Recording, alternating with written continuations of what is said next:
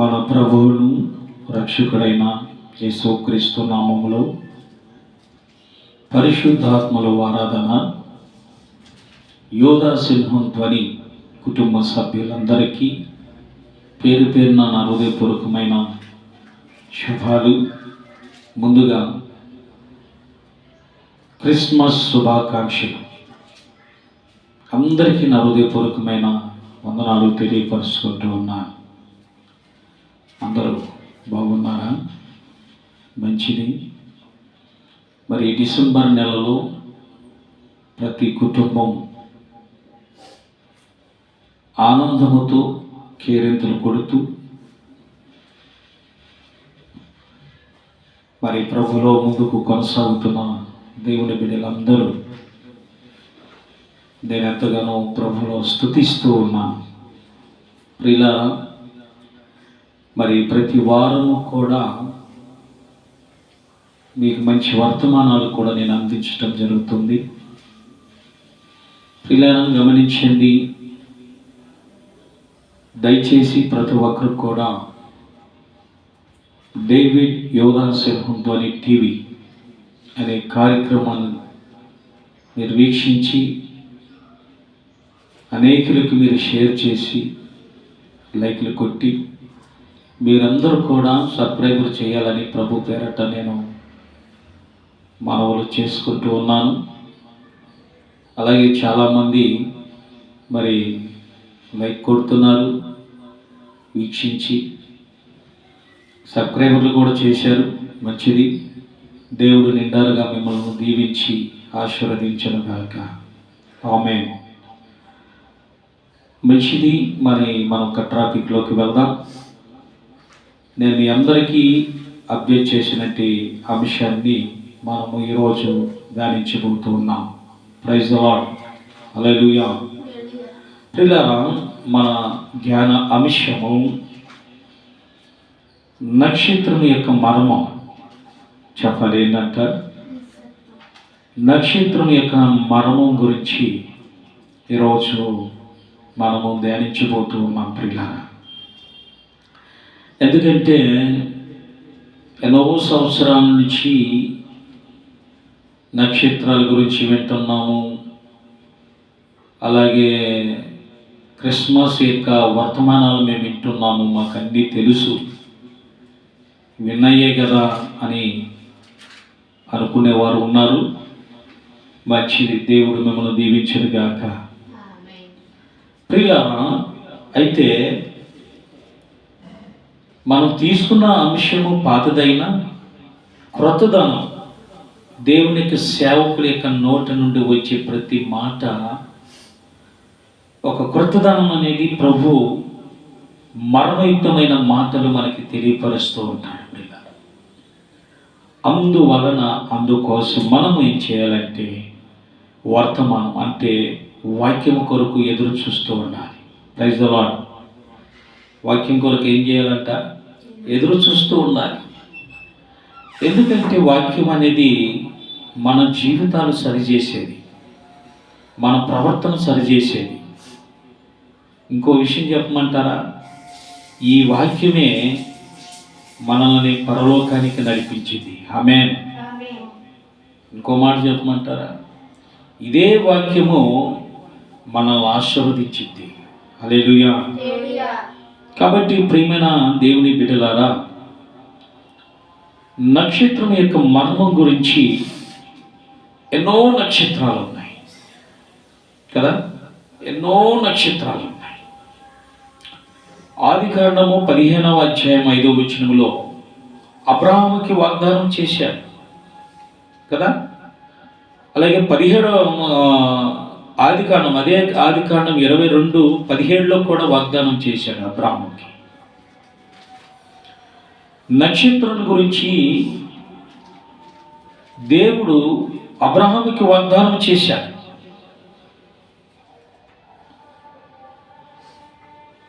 వాగ్దానం చేసిన దేవుడు ఆయన. కాబట్టి మనమందరం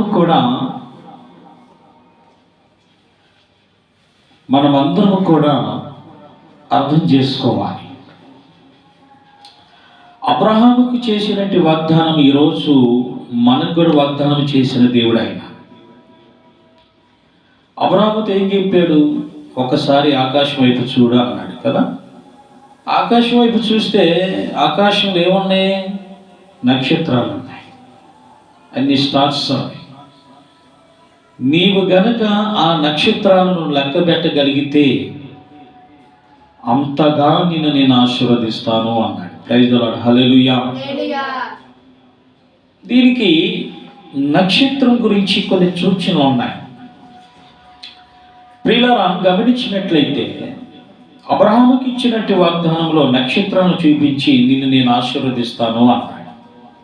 అంత విస్తారమైన మీకు నేను ప్రజలను ఇస్తానన్నాడు కదా, దీవిస్తానన్నాడు, ఆశీర్వదిస్తానన్నాడు.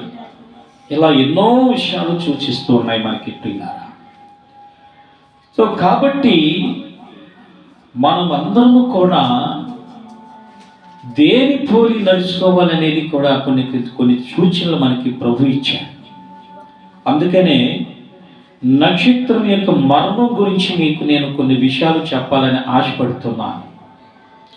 అయితే నేను అన్ని నక్షత్రాల గురించి చెప్పటం సమయము చాలదు, కానీ సుమారు ఇంచుమించు ఒక 3 నక్షత్రాల గురించి నేను మీకు తెలియపరచడానికి ప్రయత్నం చేస్తాను. ఎన్ని నక్షత్రాల గురించి? 3 నక్షత్రాల గురించి మీకు చెప్పటానికి ప్రయత్నం చేస్తాను. ప్రియమైన దేవుడి బిడ్డలారా, గమనించినట్లయితే మొదటిగా మన ఈ అంశంలో నుంచి కొన్ని మాటలు మనము ధ్యానించుదాం. లూకా సువార్త 2వ అధ్యాయము 10వ వచనం. చూడండి, అయితే ఆ దూత భయపడుకుడి, ఇదిగో ప్రజలందరికీ చూడండి కలగబోయే మహా సంతోషకరమైన సువార్తమానమును మీకు నేను తెలియజేయుచున్నాను. 11లో కూడా ఏమంటాడు? నక్షత్రముల గురించి కూడా చెప్పబడుతుంది. దావీదు పట్టణమందు చూడండి, నేడే మీ కొరకు రక్షకుడు పుట్టి ఉన్నాడని, ఆయన ప్రభువైన క్రీస్తు దానికి ఇదే మీ కానవాలు. ఒక శిశువు చుట్టుబడి ఒక తొట్టిలో పడుకొని ఉండుట మీరు చూచెదరు. చాలు. చూడండి, మత్తయి సువార్త 2:10లో ఒక మాట అంటాడు. మత్తయి సువార్త 2వ అధ్యాయం 10వ వచనంలో ఒక మాట చెప్తున్నాడు. ఈ మాటలను మనం చదువుకొని మన అంశంలోకి మనం వెళ్దాం. ప్రియులారా, గమనించినట్లయితే వారు ఆ నక్షత్రమును చూచి అత్యనంత భరితులై ఇంటిలోనికి వచ్చి తల్లి అయిన మరియను ఆ శిశువును చూచి సాగిలపడి ఆయనను పూజించి తమ పెట్టెలోని విప్పి బంగారమును సాంబ్రాణిని బోళమును కానుకలుగా ఆయనకు సమర్పించిరి. చాలు. ప్రియులారా, గమనించినట్లయితే ఇక్కడ ప్రాముఖ్యంగా 2 విషయాలు మనకి కనబడుతూ ఉన్నాయి. ప్రాముఖ్యంగా ఎన్ని విషయాలు కనబడుతున్నాయి అంట? 2 విషయాలు మనకి కనబడుతున్నాయి. 2 విషయాలు ఏంటయ్యా అంటే, ఒకటి నక్షత్రము గురించి, నక్షత్రమును చూసి అత్యనంత భరితులై ఉన్నారు అని గురించి మొదటిగా మనం చూస్తూ ఉన్నాం. రెండవదిగా మనం ఆలోచన చేసినట్లయితే చూడండి, వారు తమ పెట్టెలను విప్పి 3 కానుకలను సమర్పించినట్లుగా మనము చూస్తున్నాం. మొదటిగా నక్షత్రమును చూసి అత్యంత భరితులై ఉన్నారు. రెండోది, తమ పెట్టెలను విప్పి వారు కానుకలను సమర్పించినట్లుగా మనము చూస్తున్నాం. ఒకటి, అత్యంత భరితులయ్యారు. 2, సమర్పించుకున్నారు. ప్రియమైన దేవుని బిడ్డలారా, గమనించండి, ఈరోజు మన జీవితాన్ని దేవుడికి మనము సమర్పించుకున్నప్పుడు, ఈరోజు మన జీవితంలో ప్రభు మనకి ఇచ్చిన దానిని గట్టిగా పట్టుకొని ప్రభువునికి మనము సమర్పించుకున్నప్పుడు దేవుడు మన జీవితాల్లో అత్యంత భరితమైన ఆనందాన్ని, సంతోషాన్ని ప్రతి కుటుంబంలో అనుగ్రహించగలడు. హల్లెలూయా. ప్రియులారా, గమనించండి, నక్షత్రమును చూసి అత్యంత భరితులైన ఎవరు?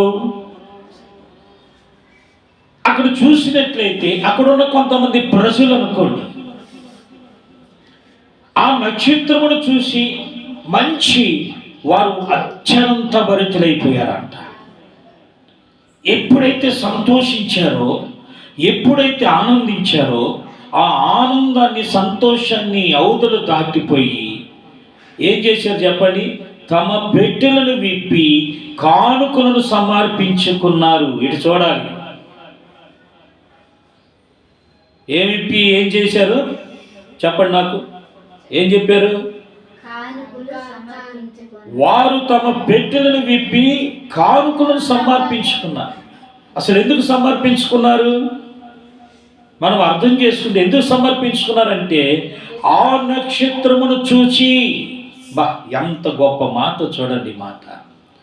ఆ నక్షత్రమును చూచి అంత్యనంత భరితులై, ఆనందభరితులై, అంత్యనంత, ఇక్కడ మనం ఆలోచన చేస్తే ఆనందభరితులైపోయారు, అత్యనంత ఆనందభరితులైపోయారు.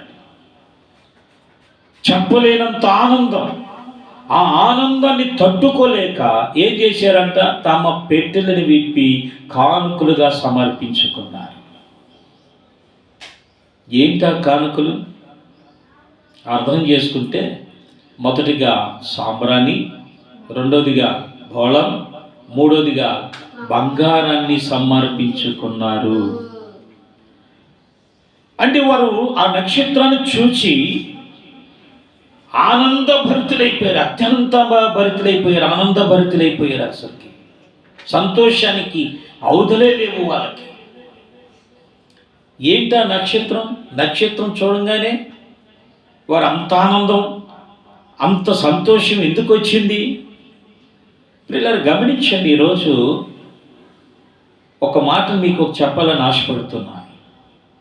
ఎవరైతే పాపక్షమాపణ నిమిత్తం మారు మనసు పొంది రక్షణ పొందుకున్న తర్వాత తండ్రి ఏకయు కుమారుని ఏకయు పరిశుద్ధాత్మ నామములో మీకు నేను బాప్తిసం ఇచ్చుతున్నప్పుడు, బాప్తిసము తీసుకున్నప్పుడు వారు పరిశుద్ధాత్మను పొందుకునిరి అని ఉంటుంది. ప్రియులారా, ఎప్పుడైతే నువ్వు మారు మనసు పొందుతావో, రక్షణ పొందుకుంటావో, వెంటనే నువ్వు ఎప్పుడైతే బాప్తిసమును పొందుకుంటావో, వెంటనే పరిశుద్ధాత్మ దేవుడు నీలోకి రావటానికి ప్రారంభిస్తాడు. హల్లెలూయా. ఎప్పుడైతే పరిశుద్ధాత్మ నీలోకి ప్రవేశిస్తాడో, అసలుకి నీ సంతోషాన్ని, ఆనందాన్ని ఆనందభరితులైపోతారన్నమాట. అత్యానంద భరితులైపోతారు మీరు. అసలు చెప్పలేమనంత ఆనందం, చెప్పు సౌఖ్యని కానీ ఆనందం, సంతోషం నీలో ప్రారంభమవుతుంది. నీలో ప్రశాంతత ఏర్పడుతుంది. చాలా మీరు ప్రశాంతంగా ఉంటారు. పరిశుద్ధాత్మ నీలోకి వచ్చినప్పుడు అప్పటి వరకు కూడా ఉంటుందండి నీ జీవితం చాలా ప్రశాంతమైన జీవితంగా ఉంటుంది అన్నమాట, మారిపోతాయి. అది ఎవరికి తెలుస్తుంది అంటే, ఎవరైతే పరిశుద్ధాత్మను పొందుకుంటారో, ఎవరైతే పరిశుద్ధాత్మ యొక్క అనుభవంలో ఉంటారో వారికి మాత్రమే ఈ అనుభవాలు తెలుస్తాయి. అప్పుడు వరకు దుఃఖంతో ఉన్న నీవు, అప్పుడు వరకు నలిగిపోతున్న నీవు, అప్పుడు వరకు కూడా ప్రశాంతత లేనిపోయిన జీవితం నీది. ఎవరైతే ఉంటారో, ఎప్పుడైతే పాపక్షమాపణ నిమిత్తం మారు మనసు పొంది రక్షణ పొందుకొని ప్రభువులో నువ్వు ఎప్పుడైతే నువ్వు బాప్తిస్మను పొందుకుంటావో, వెంటనే పరిశుద్ధాత్మ దేవుడు నీలోకి వచ్చి ఆ ఒత్తిడిని తీసేస్తాడు. ఆ వేదన, ఆ కన్నీటి బాధను తీసివేస్తాడు. అప్పుడు నీ తీసివేసిన తర్వాత అప్పుడు నీలోకి వచ్చేది ఏంటి అంటే ప్రశాంతతమైన వాతావరణం, అంటే ప్రశాంతతమైన ఆ మనస్సు నీకు ఇస్తాడు. ప్రశాంతమైన మనస్సు నీకు ఇస్తాడు. ఒత్తిడి ఉండదు, కన్నీటి ఉండదు, వేదన ఉండదు. ఇంకా నీ జీవితంలో ఏదైతే విసిగిపోయేవో వాటి ఏది కూడా నీ జీవితంలో ఉండదు. అంత పీస్ఫుల్గా ఉంటాను, అంత ప్రశాంతంగా ఉంటాను. ఆయన నీలోకి వచ్చినప్పుడు సంతోషం అవధులు దాటిపోతాయి. ప్రభు కోసం దేనికైనా సిద్ధపడతాను అని వెంటనే ఆత్మ శరీరము సిద్ధమై ఉంటుంది. దేవుని కొరకు నేను దేనికైనా సరే సిద్ధపడతానని ఒక చిన్న సాక్ష్యాన్ని పంచుకొని నేను నక్షత్రం గురించి మీకు తెలియపరుస్తాను. ఆ సాక్ష్యం ఏంటంటే, పిల్లలు గమనించినట్లయితే నా జీవితంలో ప్రభు యొక్క మహాకృపను బట్టి నేను ఎప్పుడైతే పాపక్షమాపణ నిమిత్తము మారు మనసు పొంది నేను ఎప్పుడైతే రక్షణ పొందుకున్నానో, బాప్తిసం తీసుకున్నానో, నా జీవితంలో ఎప్పుడైతే ఆ అనుభవంలోకి నేను వచ్చినప్పుడు నాకు కొన్ని సూచనలు వచ్చాయి. వెంటనే పరిశుద్ధాత్మ దేవుడు నాలోకి వచ్చినప్పుడు నేను ప్రభు సన్నిధిలో ప్రార్థన చేశాను. ప్రభువా, పరిశుద్ధాత్మ పరిశుద్ధాత్మ అంటున్నారు, నేను మారు మనసు పొంది రక్షణ పొందుకొని బాప్తిసం తీసుకున్నాను. పరిశుద్ధాత్మ చాలామంది అంటున్నారు, నువ్వు నాలోకి వచ్చినప్పుడు ఆ ఆనందాన్ని తట్టుకోలేకపోయాను, సంతోషాన్ని తట్టుకోలేకపోయాను. అసలు మీరు ఎలా వస్తున్నారు ప్రభా నాలోకి అని ఒక్కసారి మీరు తెలియపరచండి అయ్యానని నేను ప్రభు సన్నిధిలో ప్రార్థన చేసినప్పుడు ప్రభు ఆయన ఒక సూచన నాకు చూపించాడు. ఆకాశంలో నుంచి ఒక పావురం నా మీదకి అలా వచ్చి నా మీద వాలినప్పుడు నేను చూసిన ఆ దృశ్యాన్ని, ప్రభువు దేవుని యొక్క ఆత్మ నాలోకి ఈ విధంగా వస్తున్నాడని చెప్పి ఒక ఆనవాలు నాకు చూపించాడు. వెంటనే ఆనవాలు చూపించినప్పుడు ప్రభు దేవుని యొక్క ఆత్మ నాలోకి ఈ విధంగా వస్తున్నాడా అని, అప్పుడు నుంచి ఇప్పటి వరకు కూడా ప్రభు యొక్క ఆత్మలో నేను అనుభవిస్తున్న సమయాల్లో పరిచర్యకి రావాలని ప్రభు పదే పదే నాకు కొన్ని సూచనలు ఇచ్చాడు. నేను అసలు పట్టించుకోవట్లేదు, ఏమాత్రం కూడా పట్టించుకోలేదు. ఎంతోమంది చెప్పారు, నాకు ఎన్నో దర్శనాలు వస్తున్నాయి, ఎన్నో కళలు వస్తున్నాయి. చాలామందికి చెప్పాను, ఇది అంతేలే అంటున్నారు. కొంతమంది వివరించలేకపోతున్నారు, కొంతమంది ఇది ఇంతే వస్తాయిలే, నువ్వు రక్షణ పొందుకున్నావు కదా, దేవుడు నీకు అలా చూపిస్తాడులే అని కొంతమంది చెప్తున్నారు. ఒక్కసారి ఏం జరిగిందంటే, ఒక ఇద్దరు దేవదూతలు నా దగ్గరికి వచ్చారు. ఇద్దరు దేవదూతలు నా దగ్గరకు వచ్చి, దావీదు నీవు యుద్ధం చేయాలి, నువ్వు సిద్ధపడు అన్నాడు. నేనేంటి, యుద్ధం చేయటం ఏంటి అని నేను చెప్పటం జరిగింది. కాదు, నేను ప్రాంతానికి తీసుకెళ్తాను, ఆ ప్రాంతంలో నువ్వు యుద్ధం చేయాలి, నువ్వు సిద్ధంగా ఉండాలి. సరే అని చెప్పేసి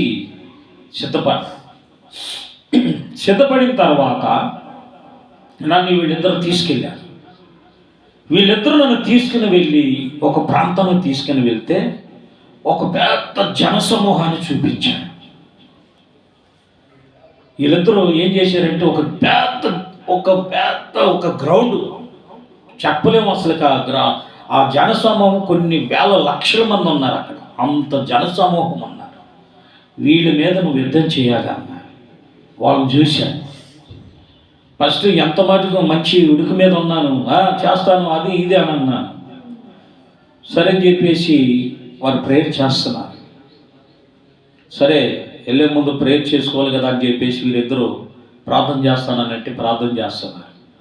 ప్రార్థన మధ్యలో కళ్ళు తెరిచి ఒక్కసారి చూశాను ఆ జనసమూహం. మళ్ళీ ఒకసారి వీళ్ళు ప్రార్థన చేస్తూనే ఉన్నారు. కళ్ళు తెరిచి ఇలా చూశాను. ఎప్పుడైతే కళ్ళు తెరిచి చూస్తే వాళ్ళు కత్తులు కటారాలు ఇవన్నీ చూపించేసి నిన్ను వేసేస్తాం అన్నట్టు వాళ్ళు సిగ్నల్స్ ఇస్తున్నారు అక్కడి నుంచి. నాకు వామ్మో, వీళ్ళిద్దరు నన్ను తీసుకొచ్చారు మొత్తానికి, ఈ జనసమూహంలో నన్ను ఏదో సపరేట్ అయి తీసుకొచ్చారు. వీళ్ళు మొత్తానికి ప్లానింగ్ వేశారు. వీళ్ళిద్దరు నాకు ప్లానింగ్ వేసేసి మొత్తానికి వీళ్ళు నన్ను ఏదో చంపటానికి ప్లానింగ్ చేశారు అని చెప్పి నా మనసులో నేను అనుకొని వాళ్ళ ఎగ్గ చూసి భయపడి వామ్మో ఇకైతే కుదరదని చెప్పేసి ప్రార్థన చేస్తానే ఉండగానే నేనేం చేశాను, పక్కనే ఒక చేను ఉంటే ఆ చేనులోకి వెళ్ళిపోయి దాక్కున్నా నేను వెళ్ళి ఈ ప్రేయర్ ముగిచ్చేసిన తర్వాత ఏడి దావీదేడి వెళ్ళిపోయాడు అని చెప్పేసి వెతుకుతున్నారు. ఎంతోమంది లేరా ప్రపంచంలో?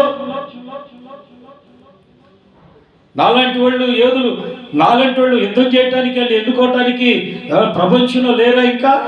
కానీ వీళ్ళు ఏం చేస్తున్నారు, ఏంటి దావీదేడి ఎటు వెళ్ళిపోయాడని చెప్పి ఎతుక్కుంటూ నేనేం చేస్తున్నాను, ఆ పనుల చాటు ఈ పనుల చాటు ఇట్లా దాక్కుంటున్నాను. అయినా సరే వీళ్ళిద్దరూ వచ్చి నన్ను పట్టుకున్నారు. ఏంటి దావీదు వచ్చేసావు, నేను వాళ్ళతో యుద్ధం చేయాలన్నాను కదా, ఎందుకు వచ్చేసావు? అయ్యా నువ్వు మాత్రం యుద్ధం చేయమని చెప్పి తీసుకొచ్చావు, వాళ్ళని ఒక్కసారి చూస్తే వాళ్ళ నా మెడకాయ లేపేస్తానని చెప్పేస్తాను, వాళ్ళు సిగ్నల్ ఇస్తున్నారు. ఇప్పుడు నన్ను యుద్ధం చేయమంటావు, నేను ఒక్కడిని వాళ్ళంత లక్షల మంది ఉన్నారు, నేను ఎట్లా యుద్ధం చేయమంటావు ఏంటనంటే యేసుక్రీస్తు ప్రభువారి గురించి చెప్పటం మొదలు పెట్టారు వాళ్ళు. క్రీస్తు ప్రభుల వారి గురించి వారు ఎప్పుడైతే చెప్పడం మొదలు పెట్టారో, పరిశుద్ధాత్మ దేవుడు ఎప్పుడైతే వాళ్ళు చెబుతూ ఉండగానే దేవుని ఆత్మ నాలోకి వస్తూ ఉండగా నేను చెప్పలేని సౌఖ్యమే ఎట్లా ఉందంటే ఆనందభరితనైపోయి, ఏది ఏమైనప్పుడు కూడా సావైనా బ్రతికైనా క్రీస్తు కొరకే, నేను క్రీస్తు కొరకు నేను ఏ పనైనా చేయటానికి వెనకాడను అనే ఒక తపన నాలోకి వచ్చేసింది. అంతే, ఒక వైరాగ్యం నాలోకి వచ్చేసింది. యేసుక్రీస్తు ప్రభుల వారి గురించి వారు చెబుతూ ఉండగా, పరిశుద్ధాత్మ దేవుడు నాలోకి వస్తూ ఉండగా, ఆ జన సమూహమును చూస్తూ ఉండగానే నేను క్రీస్తు కొరకు దేనికైనా సిద్ధపడతాను, నేను క్రీస్తు కొరకు దేనికైనా సరే సమర్పించుకుంటాను. నా ప్రభుని వారే చంపేశారా, నా ప్రభుని వారు ఇంత హింసించారా, వారు నా ప్రభుని ఇంత హేళన చేశారా, నా ప్రభుని హేళన చేసిన వారిని, నా ప్రభుని హింసించిన వారిని, నా ప్రభుని ఈ విధంగా మరణించడానికి కారకులైన వారిని నేను దేనికైనా సిద్ధపడతాను అని చెప్పి యుద్ధం చేయడానికి నేను సిద్ధపడ్డాను. యుద్ధం చేయడానికి సిద్ధపడ్డానంతే. సిద్ధపడినప్పుడు వెంటనే నా చేతికి ఖడ్గం వచ్చింది. దావీదు ఒకసారి ఆకాశం వైపు చూడన్నాడు. చూశాను, ఆకాశం నుంచి ఒక తెల్లటి గుర్రం వచ్చింది. ఆ గుర్రం ఎప్పుడైతే కిందకి దిగిందో, గుర్రం మీద ఎక్కి సవారీ చేస్తూ ఉండగా చూడండి, ఆ జన సమూహం దగ్గరికి వెళ్ళి ఎప్పుడైతే ఈ కత్తిని ఎప్పుడైతే తల మెరుస్తా ఉంది, గుర్రం మీద సవారీ చేస్తా ఉన్నాను, వెళ్ళాను, జన సమూహం దగ్గరికి వెళ్ళిపోయాను. అడిగి వెళ్ళిపోయి కర్ర సాధన కనుక ఎలా తిప్పుతారంట, తిప్పుకుంటూ వెళితే ఆ కత్తి సౌండ్కి అక్కడ ఉన్న కొన్ని లక్షల మంది మాయమైపోయారు. హల్లెలూయా, హల్లెలూయా. ఎందుకు ఈ మాట చెప్పాను తెలుసా? ఇప్పుడు ఇంత స్టోరీ ఎందుకు చెప్పాను తెలుసా? దేవుని యొక్క ఆత్మ మనలోకి ఎప్పుడైతే ప్రారంభిస్తుందో, మనలో ఆనందము తట్టుకోలేము. ప్రియమైన దేవుని బిడ్డలారా, ఆ సంతోషాన్ని తట్టుకోలేము. దేనికైనా సిద్ధపడిపోతారంతే, దేనికైనా సరే సమర్పించుకుంటారంతే. ఈరోజు సమర్పించుకునే ఏ బిడ్డ అయితే ఉందో, దేవుడు గొప్ప కార్యము వారి కుటుంబంలో జరిగించునుగాక. అందుకని వారు ఏం చేశారంటే, ఆ నక్షత్రమును చూసి అత్యానంద భరితులై ఏం చేశారు? తమ పెట్టెలను విప్పి కానుకలను సమర్పించుకున్నారు. నీవే ఒక కానుక సమర్పించుకోవాలి. ప్రతి బిడ్డ కూడా ఒక కానుకగా సమర్పించుకోవాలి. నీ కుటుంబంలో ఉన్న ఎంతమంది అయితే అంతమంది కానుక అయిపోవాలి. ఆమేన్, హల్లెలూయా. ఏంటా కానుక? వీళ్ళు ఏం చేశారు? సాంబ్రాన్ని ఇచ్చారు, బోళాన్ని ఇచ్చారు, ఇంకా బంగారాన్ని ఇచ్చారు. సాంబ్రానికి సూచన ఏంటి అంటే మంచి శ్వాసనగా నువ్వు జీవించాలి. ఎఫెసీయుల రాసిన పత్రిక 5వ అధ్యాయం 1వ వచనంలో, నా ప్రియమైన దేవుని బిడ్డలారా, గమనించినట్లయితే ప్రభు మనకి దేవుడు తెలియపరుస్తున్న మాట ఇదే. చూడండి, ఎఫెసీయుల రాసిన పత్రిక 5వ అధ్యాయము 1వ వచనంలో ఈ మాట మనకి తెలియపరుస్తూ ఉన్నాడు. చదవండి.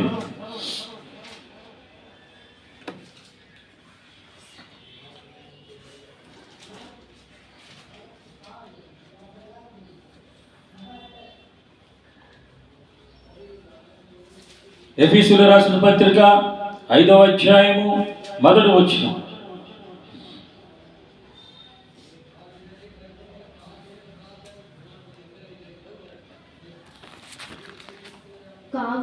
కావున మీరు ప్రియులైన పిల్లల వలె, చూడండి, కావున మీరు ప్రియులైన పిల్లల వలె దేవుని పోలి నడుచుకునుడి. చూడండి, దేవుని పోలి నడుచుకునుడి. క్రీస్తు నమ్మును ప్రేమించి పరిమళ వాసనగా, చూడండి, క్రీస్తును ప్రేమించి పరిమళ వాసనగా ఉండుటకు మనను, మన కొరకు తను తాను, చూడండి, మన కొరకు తను తాను దేవునికి అర్పణగాను బలిగాను అప్పగించుకునేను కాదు, అర్పించుకొనేను. దేవునికి స్తోత్ర. క్రీస్తు పరిమళ వాసనగా, క్రీస్తు నిమిత్తము పరిమళ వాసనగా మనము ఉండుటకు తను ఏం చేశాడని చెప్పండి? మరణించాడు. తను తగ్గించుకొని ఏం చేశాడు? మన కొరకైనా మరణించాడు. బలిగా అర్పించుకున్నాడు. ఆయన బలి అర్పణ అయిపోయాడు. ఆయన మన కొరకు బలి అర్పణగా సమర్పించుకున్నప్పుడు దేవాతి దేవుడు మనల్ని పరిమళ వాసనగా ఉండుటకు ఏం చేశాడు చెప్పండి? బలిగా అర్పించుకున్న దేవాతి దేవుడు ఈరోజు మనం ఎందుకని సమర్పించుకోలేకపోతున్నాం అంటే ఏంటి? సాంబ్రానికి దేనికి సూచన?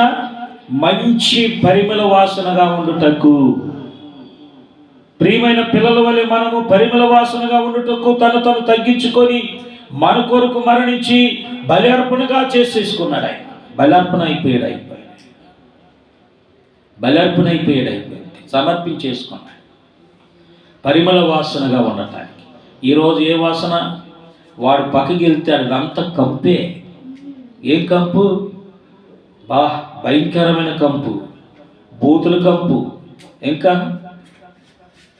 చెప్పండి, వ్యభిచారం అనే కంపు, దొంగతనం అనే కంపు, ఇంకా భయంకరమైన ఈర్ష్య, కుళ్ళు, కుతంత్రాలు వంటి యొక్క కంపు.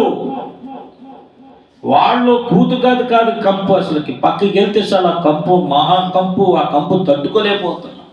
ఎవరైనా 1-2 వెళ్ళారనుకోండి, కంపు కొడితే ఉంటారా? పక్కన ఉంటారా? ఉండరు. అబ్బో కంపు, అమ్మో కంపు అంటారు. కానీ వీళ్ళు ఉన్న కంపు ఏంటయ్యా అంటే వ్యభిచారం అనే కంపు.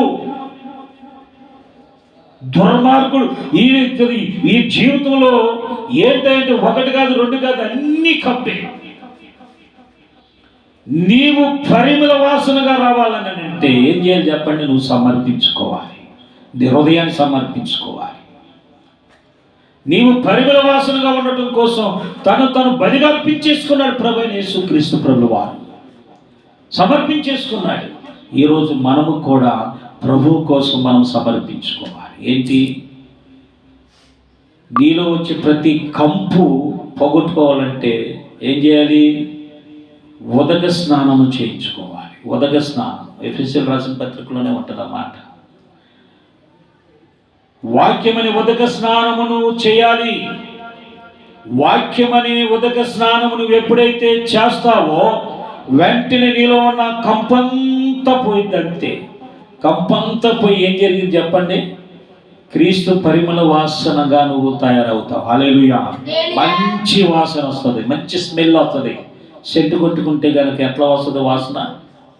అసలుకి 1/2 కిలోమీటర్ ఉన్నా చాలు వచ్చేస్తుంది ఆ స్మెల్. అబ్బా, ఎవరో మంచి సెంటు కొట్టుకున్నారని చెప్పి మంచి వాసన పీల్చుకుంటారు.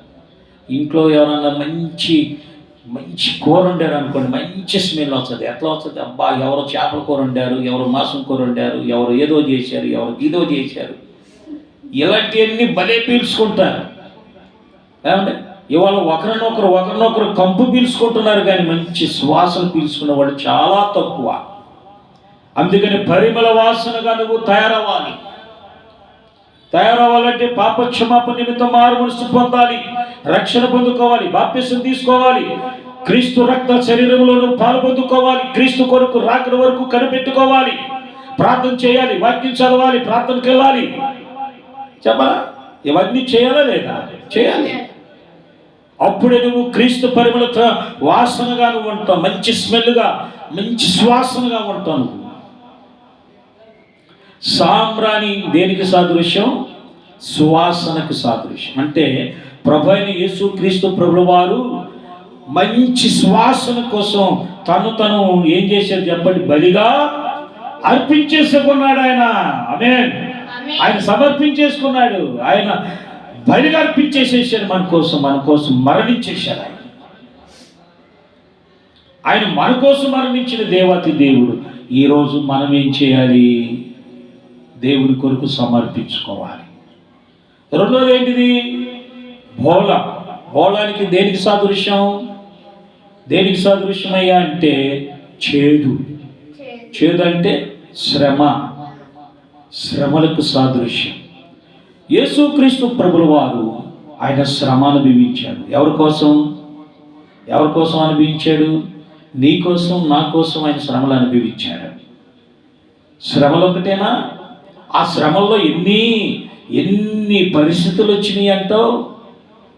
ఏమండి, వాళ్ళు హేళన చేశారా? కొరడా దెబ్బలు కొట్టారా? చెప్పండి. ముళ్ళు కిరీటం పెట్టారా? ముఖం మీద ఉమ్మేశారా? గుద్దారా? ముసుకేసి మరి గుద్దారు. ఎన్ని శ్రమలు అనుభవించారు. ఎవరి కోసం? నీ కోసం, నా కోసం. పరిమళ వాసనగా ఉండటం కోసం తను తగ్గించుకొని ఆయన ఈ లోకానికి వచ్చి ఏం చేశాడంటే మన కోసం మరణించాడు, మన కోసం శ్రమ పడ్డాడు ఆయన. ఈరోజు నువ్వేం చేయగలుగుతున్నావు?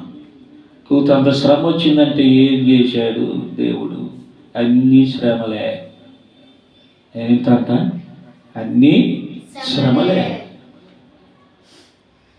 మనం చదువుకోవటానికి సమయం లేదు, కానీ రోమిలు రాసిన పత్రికలో మాట అంటాడు శ్రమ గురించి క్రీస్తు కొరకు శ్రమపడిన వారు ధన్యులు అని రోమిలు రాసిన పత్రికలో చక్కగా మాటలు మనకు చెప్తూ ఉన్నాడు. క్రీస్తు నిమిత్తము శ్రమలు పడిన వాడు ధన్యుడు. ప్రియమైన దేవుని బిడ్డలను నిందించిన, హింసించిన, దూషించిన, చెడ్డగా మాట్లాడిన మీరు ధన్యులు. మీరు పరలోకంలో ఫలాన్ని మీరు పొందుకుంటారని. కాబట్టి ఆయన మన కొరకు శ్రమ పడ్డాడు. బోళం అంటే చేదు అంటే శ్రమ. మూడోది బంగారాన్ని పెట్టిన విప్పి బంగారాన్ని ఇచ్చాడు. బంగారం అంటే పరిశుద్ధతానికి సాదృశ్యం, అది అధికారానికి సాదృశ్యం. ఆయన రాజులకు రాజై ఉన్నాడు, ప్రభులకు ప్రభు అయి ఉన్నాడు. ఆయన అత్యున్నతమైన సింహాసనాసనుడై ఉన్న దేవాతి దేవుడై ఉన్నాడు. ఆయన రేపు రాబోయే దినాల్లో ప్రియమైన దేవుడు రేపు రాకడలో ప్రభు అయిన యేసుక్రీస్తు ప్రభుల వారు న్యాయపీఠం మీద కూర్చొని మనమందరికీ తీర్పిచ్చేవాడు ఆయనే. ఫైనల్ జడ్జిమెంట్ ఇచ్చేది ఆయనే. ఆయనే జడ్జిమెంట్. ఏమండి, ఆయన కోర్టులో కనుక అందరూ నిలబడాల్సింది. ఆయన హైకోర్టులో వాళ్ళందరూ కోర్టులో న్యాయం చేయకపోతే హైకోర్టుకి వెళ్తారన్నట్టుగా రేపు రోజున మనకి ఇక్కడ హైకోర్టులో మాత్రం పరలోకం అనే కోర్టులో మనకి అక్కడ తీర్పు ఉంది. ఎవరు పాపులు, ఎవరు నీతిమంతులని తీర్చబడతాం. కాబట్టి మనము అందరము కూడా నీతిమంతుడని గుంపులో ఉండాలి అని అంటే మనం ఈ లోకంలోనే ఏం చేయాలి చెప్పండి? క్రీస్తు కొరకు సమర్పించుకోవాలి. ఆయన రాకడ వరకు కనిపెట్టుకోవాలి. పరిశుద్ధమైన జీవితాన్ని కొనసాగించాలి, నీతిని కొనసాగించి యథార్థతమైన కొనసాగించాలి. కాబట్టి ప్రభు అయిన యేసుక్రీస్తు ప్రభుల వారికి ఈ 3 సమర్పించారంటే ఈయనకి ఈ 3 విషయాలు ఆయనే సమర్థుడని. ఆయనే మరణిస్తాడు మన కొరకు, ఆయన శ్రమ అనుభవిస్తాడు, ఆయన మన కొరకు రాజుల రాజై ప్రభులకు ప్రభై ఉంటాడు. కాబట్టి నక్షత్రం గురించి అత్యానంత భరితులై ఏం చేశారు చెప్పండి? తమ పెట్టెలను విప్పి బంగారాన్ని, బోళాన్ని, సామ్రాన్ని వారు కానుకలుగా సమర్పించుకున్నారు. ఇప్పుడు కింద విషయాలు మనం చెప్పుకున్నాం. ఇప్పుడు నక్షత్రం గురించి మనం చెప్పుకుంటే 3 నక్షత్రాల గురించి మనకి ఇక్కడ వివరించబడ్డాయి. ఒకటి, ఈ 3 నక్షత్రాల్లో గురించి ఒక మొదటి నక్షత్రం గురించి మనం ఆలోచన చేస్తే ప్రకటన గ్రంథం 8వ అధ్యాయం 5వ వచనాన్ని చివరిలో ఉంటుంది. ప్రకటన గ్రంథం చివర, ప్రకటన గ్రంథం 8వ అధ్యాయం 5వ వచనముని మనము ధ్యానం చేసుకుంటే చాలా ప్రత్యేకమైన మాట అక్కడ కనబడుతుంది. మొదటిది ఆ నక్షత్రం గురించి మనం చెప్పుకుందాం. చూడండి, 8వ అధ్యాయం 5వ వచనం. మొదటి నక్షత్రం గురించి ప్రభు మనకి తెలియపరుస్తున్న మాట, అక్కడ ఒక మాట మనకి తెలియపరుస్తూ ఉన్నాడు. ప్రకటన గ్రంథం 8వ అధ్యాయము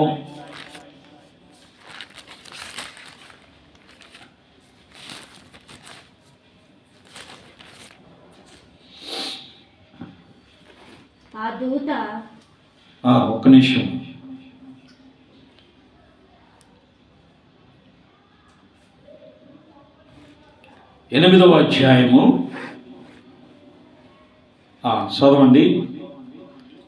5వ వచనం కాదు, 10వ వచనం, 10, 11 వచనాలు మనం చదువుకుందాం. 3వ దూత బోర ఊదినప్పుడు దీవిటీలు మండుచున్న ఒక పెద్ద నక్షత్రము ఆకాశం నుండి రాలి నదులు 3వ భాగం మీద నీటి బొగ్గల మీద పడెను. ఆ నక్షత్రమునకు మాసిపత్రి అని పేరు. అందువలన నీళ్ళలో 3వ భాగము మాసిపత్రి అని నీళ్లు చేదైపోయినందున వాటి వలన మనుషులు అనేకులను సచ్చిరి. ప్రియులారా, గమనించినట్లయితే ఈ నక్షత్రం చాలా డేంజర్. ఏంటంటే ఈ నక్షత్రం ఏంటి? ఈ నక్షత్రము మహా డేంజర్. నక్షత్రానికి సూచన ఏంటి అంటే ప్రజలకు తీసుకోవాలి, విశ్వాసులకి చూసుకోవాలి సూచన. ఈ నక్షత్రము ప్రియులారా, చాలా మంది ఏం చేస్తూ ఉంటారు, నక్షత్రాలు ఏం చేస్తారు చెప్పండి? ఇంటి మీదో, చెట్టు మీదో, కొప్పు మీదో, ఏదో దాని మీద పెడతారు.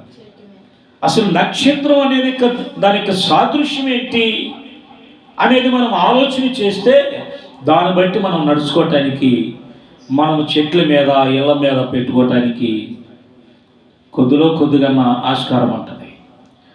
ఇక్కడ ప్రాముఖ్యమైన విషయం ఏంటంటే 3వ దూత బోర ఊదినప్పుడు ఏంటంట? 3వ దూత బోర ఊదినప్పుడు దీవిటిల్లో మండుచున్న ఒక పెద్ద నక్షత్రము ఆకాశము నుండి రాలి భూమి మీద అంటే ఏంటంటే నేల మీద పడిందంట. ప్రియులారా, ఈరోజు నీళ్ళు లేకపోతే ప్రజలే లేరు.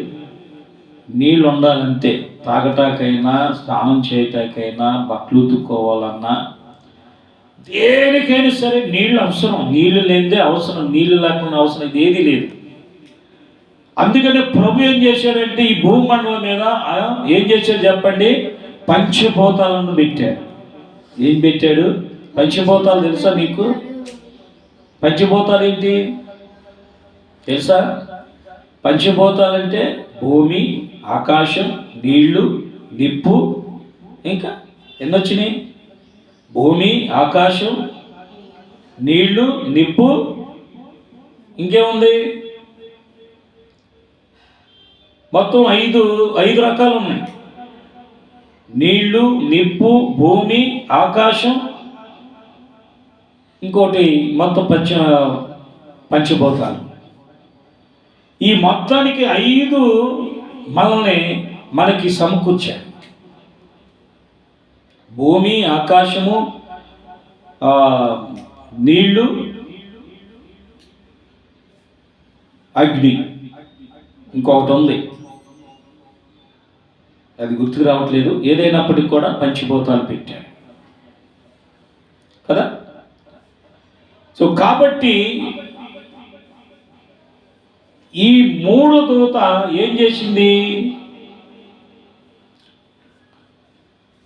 బోర ఊదినప్పుడు ఆకాశం నుంచి ఒక పెద్ద నక్షత్రం రాలి నీటి బొగ్గ మీద పడినాయి. ఆ నీటి బొగ్గ ఏం జరిగింది చెప్పండి? ఆ మాసిపత్రి అని ఎప్పుడైతే పడిందో వెంటనే నీళ్ళన్నీ చేదైపోయాయి. నీళ్ళన్నీ చేదైపోయినాయి. చేదైపోయినాయి అంతే. పేతురు రాసినట్టు మొదటి పత్రికలో ఒక మాట మనం చదువుకున్నాం. చూడండి, పేతురు రాసినట్టు మొదటి పత్రికలో చూడండి, ఈ పంచభూతాల్లో ఇంకొకటి మర్చిపోయాం. ఏంటంటే గాలి. ఏంటిది చెప్పండి? గాలి. గాలి, నీరు, నిప్పు, భూమి, ఆకాశం, మొత్తం అన్నీ పంచభూతాలు. ఇవన్నీ కూడా రేపు రోజున లయమైపోతే, ఇంకో మాట చెప్పాలంటే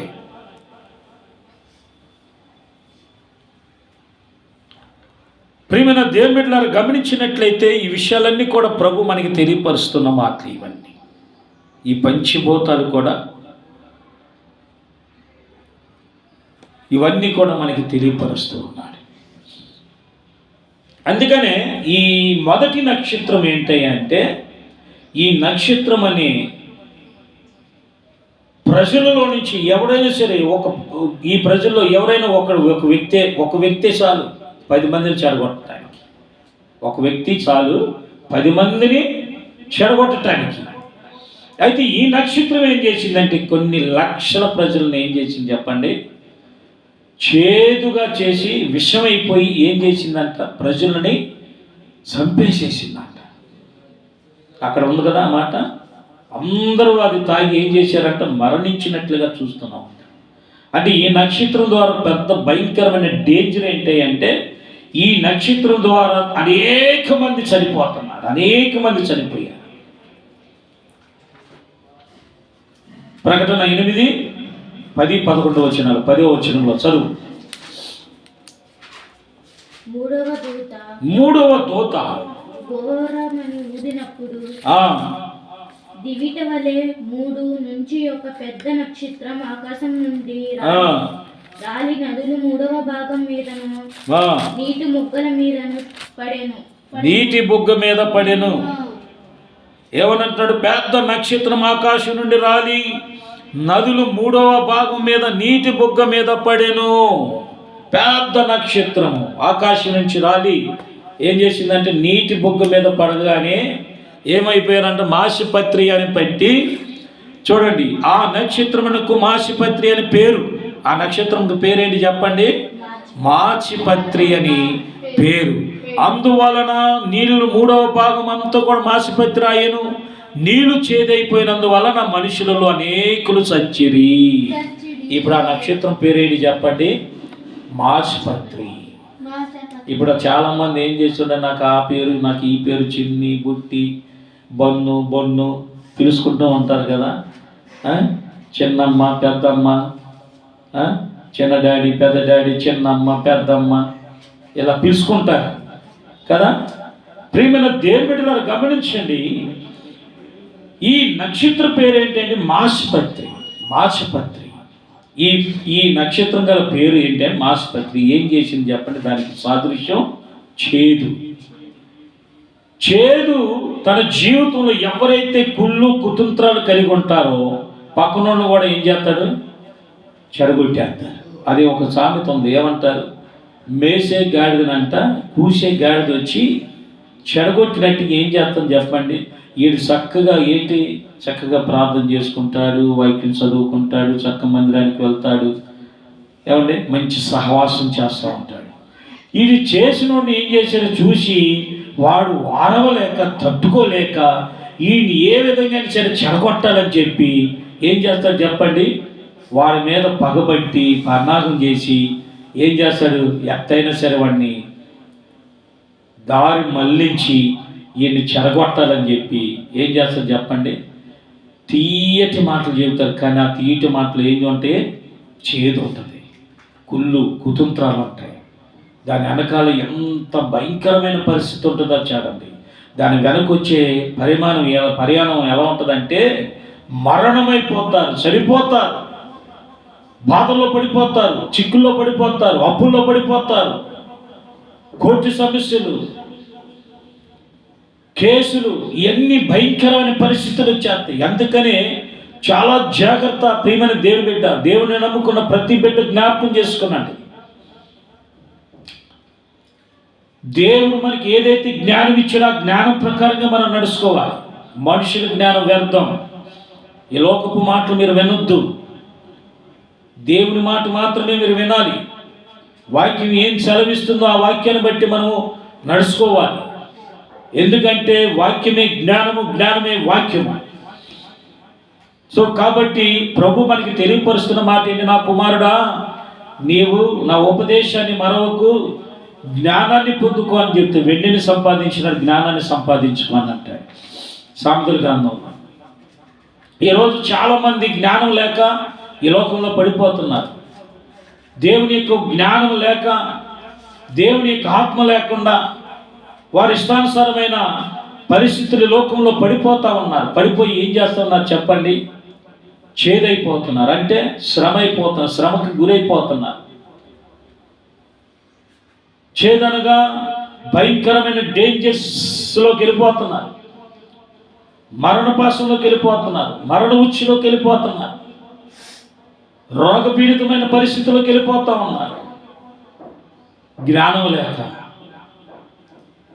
ప్రియులారా గమనించండి, ఈ నక్షత్రం అనే మాసుపత్రి అనే పేరు కలిగినట్టు ఈ నక్షత్రం ఏం చేసిందంటే, చూడండి, ఒక నీటి బుగ్గ మీద 3వ భాగం అంతా కూడా ఏమైపోయిందంట?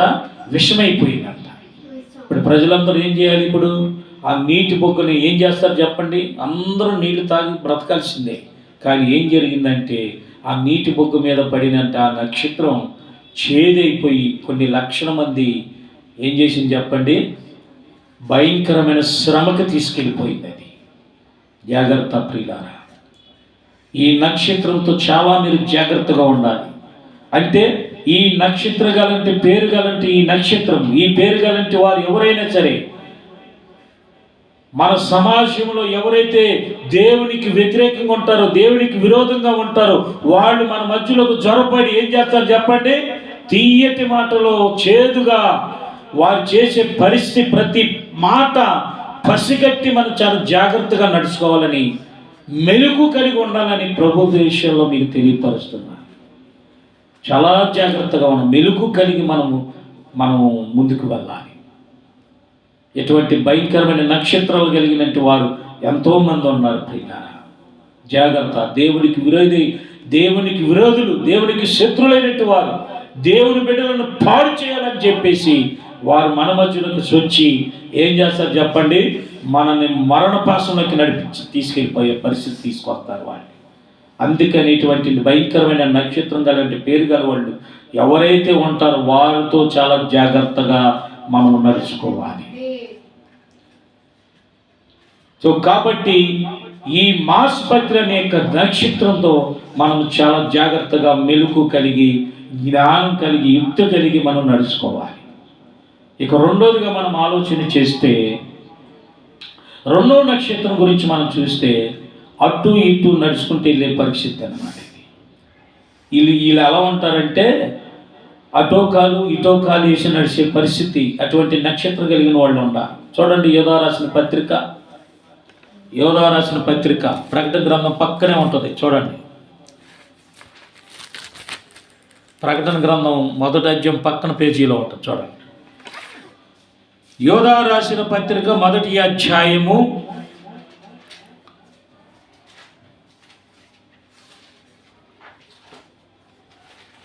13వ వచనంలో ఈ మాట మనకి కనబడతాయి. తమ అవమానమును నరకకు వెళ్ళక గ్రక్కిన వారై సముద్రము యొక్క ప్రచండమైన అలలుగాను మార్గమును త్రిప్పిదురు. చూడండి, మార్గమును తప్పి తిరుగు చుక్కలుగాను ఉన్నారు. వారి కొరకు గాఢాంధకారము నిరంతరము భద్రము చేయబడి ఉన్నది. ఏమని చెప్పబడింది ప్రియులారా? 12వ వచనంలో ఉంటుంది మాట. అయితే 13వ వచనంలో ఈ మాట మనం చదువుకోవచ్చు. 13వ వచనంలో, తమ అవమానమును నరకకు వెళ్ళక గ్రక్కిన వారై సముద్రము యొక్క ప్రచండమైన అలలను గాను మార్గమును తప్పి తిరుగు చుక్కలుగాను ఉన్నారు. వారి కొరకు గాఢాంధకారము నిరంతరము భద్రము చేయబడి ఉన్నది. ఈ చుక్కలు ఏం చుక్కలంట? అటు ఇటు తిరుగులాడే చుక్కలు అన్నమాట. ఏంటంట? ఎలా ఉన్నాయంట ఈ చుక్కలు? అలలుగాను మార్గము తప్పి తిరుగు చుక్కలుగాను ఉన్నాయి. మార్గాలు తప్పి తిరిగే చుక్కలు అన్నమాట. తిరిగే నక్షత్రాలు. దేవుని మార్గాల్లో నిలబడరు వీళ్ళు. అటో గంతు ఇటో గంతు వేస్తూ ఉంటారు. నేను క్రీస్తు నమ్మాను అంటారు. కానీ వీడు చేసే పనులన్నీ అన్నీ దుర్మార్గ పనులు. వీడు చేసే పనులన్నీ దుర్మార్గ పనులు అయ్యాయి. అటువంటి భయంకరమైన నక్షత్రాలు చుక్కలు. ఏమంటే అటో గంతు వేస్తాడు, ఇటో గంతు వేస్తాడు. ఈ కాలం ఇటువైపు పెడతాడు, ఓ కాలం అటువైపు పెడతాడు. అంటే ఏంటి? కొన్నేమో చూస్తానికేమో క్రైస్తవునే, కానీ పాటించేది అన్ని సాంప్రదాయాలే, హిందూ సాంప్రదాయాలే పాటిస్తూ ఉంటాడు. వాడు కాలికి తాడు కట్టుకుంటాడు, మెడకి తాడు కట్టుకుంటాడు. తుమ్మితే వెళ్ళడు, దగ్గితే వెళ్ళడు. ఏమండి? పేరుకి క్రైస్తవుడే. నేను చాలామంది సేవకులను అనట్లేదు. నేను ఒక ఆయన చూశాను, విన్నాను కూడా. తుమ్మితే వెళ్ళడు, తుమ్మితే అసలుకి వెళ్ళడు. ఎవరు మనిషి ఎదురొస్తే అసలుకి వెళ్ళడు. మరి ఈ సేవ ఎంత చేస్తున్నాడు అనుకుంటాను నేను. ఒక్కోసారి ఇది పరిచయం ఎలా చేస్తున్నాడు అనుకుంటా ఉంటాను. అని ఇదంతా పరిచయం ఎలా ఉందంటే ఇప్పుడు అంత డబ్బుతోనే ఉందండి. డబ్బు మీద పరిచయం చేసేవాళ్ళు ఉన్నారు. ప్రేమతో, క్రీస్తు ప్రేమతో చేసేవాళ్ళు చాలా తక్కువ. ఏమంటే డబ్బు. ఈ గొర్రెల మంది ఏం చేస్తారు? చాలు రెండు పీసు ముక్కలు ఎత్తే చాలు, అబ్బా ఇంకేముంది అయ్యగారు ఎంత మంచోడో అని ఏం చేస్తారు? ఇది వెళ్ళే సంఘం మానేసి చెప్పండి, మాంసం ముక్కలు వేసే చోట, పీసు ముక్కలు ఇచ్చే చోట, ప్రతి వారం ఇచ్చే చోట అక్కడికి వెళ్ళిపోతారు. వీళ్ళకి ఏం చెప్తారు? అందుకని అటు ఇటు తిరిగే చుక్కలుగాను ఉన్నారు వీళ్ళు. గాలికి కొట్టుకుపోయి చుక్కలుగాను ఉన్నారు. అనంట గాలికి కనుక అలలు కనుక గాలికి ఎలాగా అలాడుతూ ఉంటాయో తిరిగే చుక్కలు ఎలా ఉంటాయి అంటే అటో గంతు ఇటో గంతు, అటో గంతు ఇటో గంతు వేస్తూ ఉంటాయి అన్నమాట. అందుకనే చాలా జాగ్రత్తగా ఉండాలి మనం. ఇటువంటి నక్షత్రాలు, ఇటువంటి పరిస్థితులు ఉన్నాయి. అటో గంతు ఇటో గంతు వేసే పరిస్థితులు ఎక్కువ వివరించడానికి సమయం లేదు కాబట్టి నేను ఎక్కువగా మీకు చెప్పలేకపోతున్నాను. సో కాబట్టి మొదటి నక్షత్రం పేరు మాసిపత్రి. దీంతో చాలా డేంజర్. కాబట్టి మనము చాలా మెలకు కలిగి, జ్ఞానం కలిగి, యుక్తి కలిగి మనం ప్రభులో నడుచుకోవాలి. రెండోది ఏంటి అంటే చూడండి, అటువంటి చుక్కలకి గాఢాంధకారము భద్ర చేయబడి ఉన్నది. జాగ్రత్త, గాఢాంధకారము భద్ర చేయబడి ఉన్నది. ప్రభు ఏమని చెబుతున్నాడు? ఉంటే చల్లగానే ఉండు, లేదా వెచ్చగానే ఉండని ప్రభు మనకి తెలియపరిచిన మాట ప్రకారంగా ప్రియమైన దేవుని బిడ్డలారా, మనము అటో గంతు ఇటో గంతు లాగా వేసేవారుగా ఉండకూడదు. అటు ఇటు తిరిగే చుక్కలుగా ఉండకూడదు. మనం ఒక వారం మందిరానికి వెళ్తే ఒక వారం ఇంటికాడ కూర్చుంటాం, లేకపోతే మన ఇష్టానుసారమైన బ్రతకటం, ఇలాంటి పరిస్థితులు చేస్తూ ఉంటారు. సో కాబట్టి ఇటువంటి పరిస్థితులు ఉన్నవారు, చుక్కలుగా ఉన్నవారు ఎవరైతే, ఇటువంటి స్టార్గా ఉన్నవారు ఎవరైతే ఉంటారో వారికి గాఢాంధకారము భద్ర చేయబడి ఉన్నది. చాలా గుర్తుపెట్టుకోండి.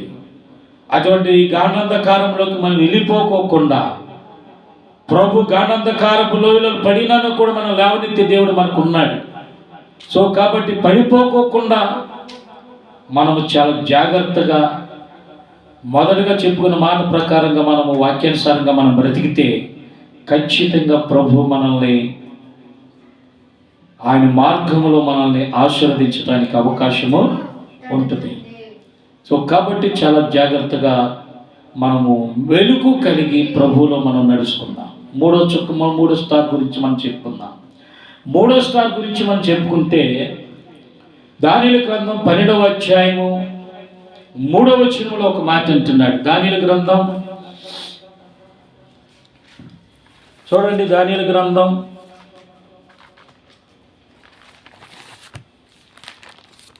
12వ అధ్యాయం 3వ వచనం, బుద్ధిమంతులైతే ఆకాశమండలంలోని జ్యోతిని పోలిన వారై ప్రకాశించెదరు.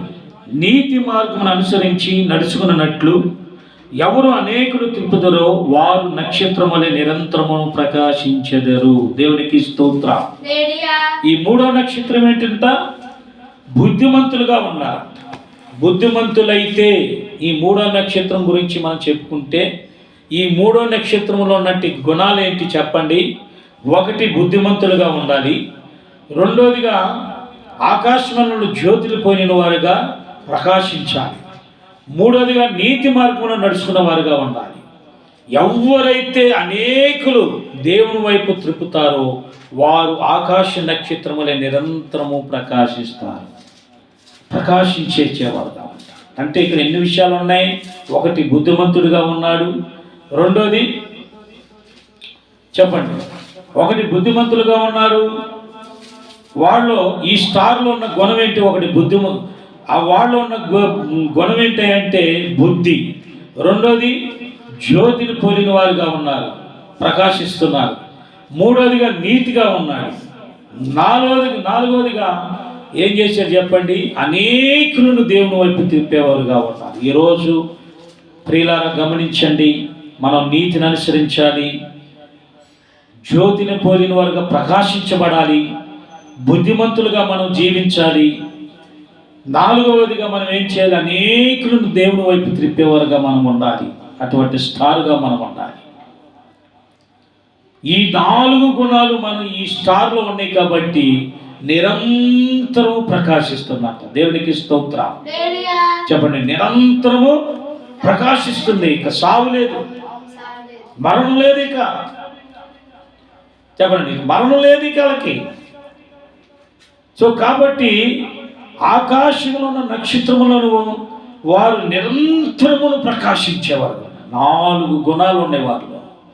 అటువంటి 4 గుణాల గురించి మనం చెప్పుకోవటానికి సమయం లేదు కాబట్టి 4 గుణాలు, ఈ 4 లక్షణాలు కలిగి మనం జీవిస్తే ఏం జరిగింది చెప్పండి? నిరంతరం ప్రకాశించడానికి అవకాశం ఉంటుంది. నిరంతరం అంటే నిత్యము ప్రకాశిస్తూనే ఉంటారు. ఎవరు ఎన్ని మాటలు మాట్లాడినా, ఎవరు ఎన్ని హేళన చేసినా, ఎవరు కుతంత్రాలు చేసినా నీ మీద ఏ మాత్రము కూడా ఇంత మచ్చ కూడా పడదు. ఎందుకంటే ఆ వెలుక్కే వెళ్ళిపోతారంతే. ఏ శత్రువైనా సరే నిలవజాలరు అంతే. అటువంటి స్టార్ కలిగి మనం జీవించాలి. అది 3 నక్షత్రాల్లో ఏ నక్షత్రం కలిగి నువ్వు జీవిస్తున్నావు? ప్రపంచంలో ఇదిగో 3వ భాగంలో చేదైపోయిన నీటి బుగ్గలో చేదై మనుషులు అనేకులను మరణించేటట్లుగా ఉండే నక్షత్రంగా ఉన్నావా? అటో గంతు ఇటో గంతు వేసి చుక్కలు తిరిగే చుక్కలుగా నువ్వు ఉన్నావా? నిరంతరము ప్రకాశించే నక్షత్రం వలె నువ్వు ఉంటావా? ఈ 3 నక్షత్రాలు ఏ నక్షత్రం కలిగి ఉన్నావు? ఒకవేళ ఆ 2 నక్షత్రాలు కలిగి నువ్వు ఉంటే ఈరోజు అనుకూలమైన సమయం. ఎందుకంటే ఆయన మన కొరకు తను తగ్గించుకొని రిక్తుడుగా చేశాడు, రిక్తుడుగా అయిపోయాడు. మన కొరకు ఆయన మరణించాడు, బలార్పణ అయిపోయాడు ఆయన. అందుకని పాపలను రక్షించాడు. మనిషి కుమారుడి లోకానికి వచ్చిన దేవాతి దేవుడు ఆయన, మన కోసం మరణించిన దేవుడు ఆయన. చెప్పండి, మన కోసం ఆయన మరణించడానికి ఆయన లోకానికి వచ్చాడు ఆయన. సో కాబట్టి 4 గుణాలు కలిగిన నక్షత్రం వలె నువ్వు అంటావా? ఇదిగో అనేకులను మరణించేటట్లుగా చేదు అని నక్షత్రంగా నువ్వు జీవించడానికి ఇష్టపడుతున్నావా?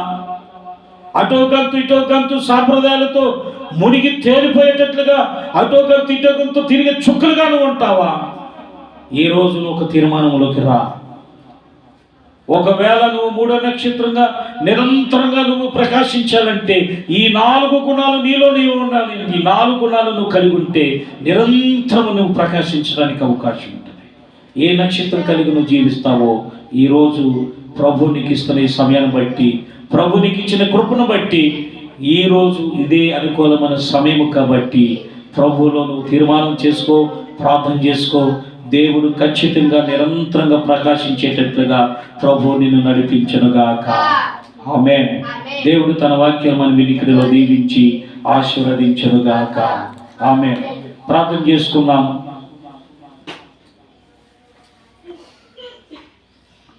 మహాపరిశుద్ధుడా, మహాగణుడా, మహోన్నతుడా, సర్వశక్తిమంతుడైన యేసయ్యా,